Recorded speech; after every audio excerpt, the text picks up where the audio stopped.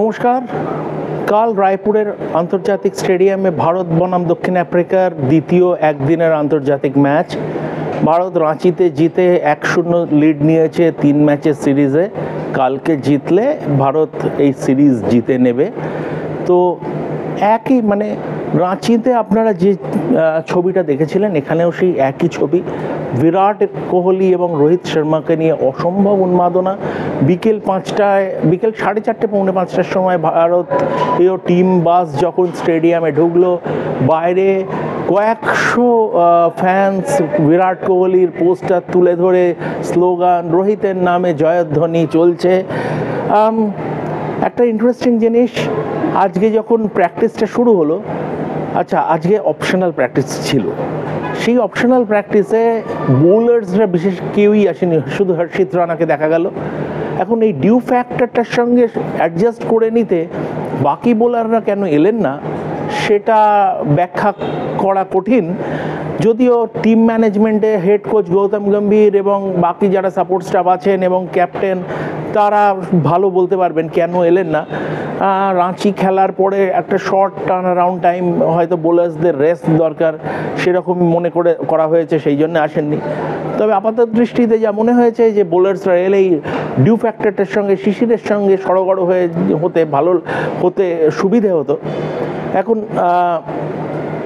এই যে পিচটা যা দেখা যাচ্ছে, প্রচুর রান আছে। যে কোনো পিচেই বাইরের থেকে দেখলে যতক্ষণ না প্রথম বলটা পড়ছে কিছু বলা যায় না। যা প্রেডিকশন করছি একদমই হয়তো উল্টো হতে পারে, কিন্তু আপাতত দৃষ্টিতে যা মনে হচ্ছে পিচটায় প্রচুর রান আছে এবং সেই রান হাই স্কোরিং ম্যাচ হবে। হাই স্কোরিং স্ট্রোক প্লেয়ার্সরা ভালো অন দ্য আপ মারতে পারবে।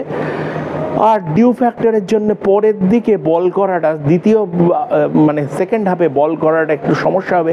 এই সমস্যাটা রাঁচিতেও ভারতের হয়েছিল এই সমস্যাটা, কিন্তু যেহেতু প্রায় 350 রান স্কোর বোর্ডে ছিল, শেষ পর্যন্ত ভারত ম্যাচটা জিতে গেল।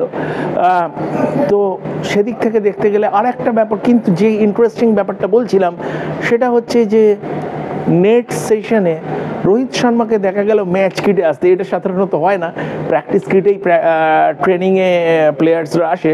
কিন্তু রোহিত শর্মা একটা নেটসে থ্রো ডাউন্স দিচ্ছিল, পুল শট প্র্যাকটিস করছিল। তো উল্টো দিকে তখন নন স্ট্রাইকার্সে বিরাট কোহলি দাঁড়িয়ে, রোহিত শর্মা দুটো বল বেশ ভালো কানেক্ট করলো। বিরাটের বরঞ্চ একটু অসুবিধে হচ্ছিল, কয়েকটা বল এজে লাগলো, স্ট্রিকি, ওই যেটা বলে না উইকেট কিপারের মাথার উপর দিয়ে 4 হয়ে যাওয়া, সেরকম হলো।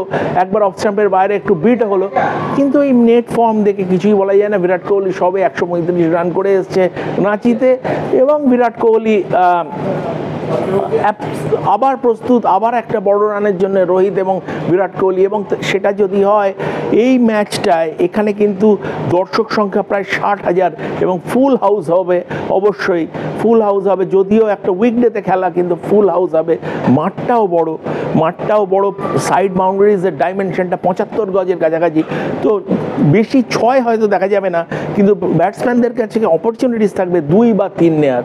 আজকের দিনটা শুরু হয় টেম্বা বাবুমা সাউথ আফ্রিকার অধিনায়ক প্রেস কনফারেন্স দিয়ে দুপুর 1টার সময়।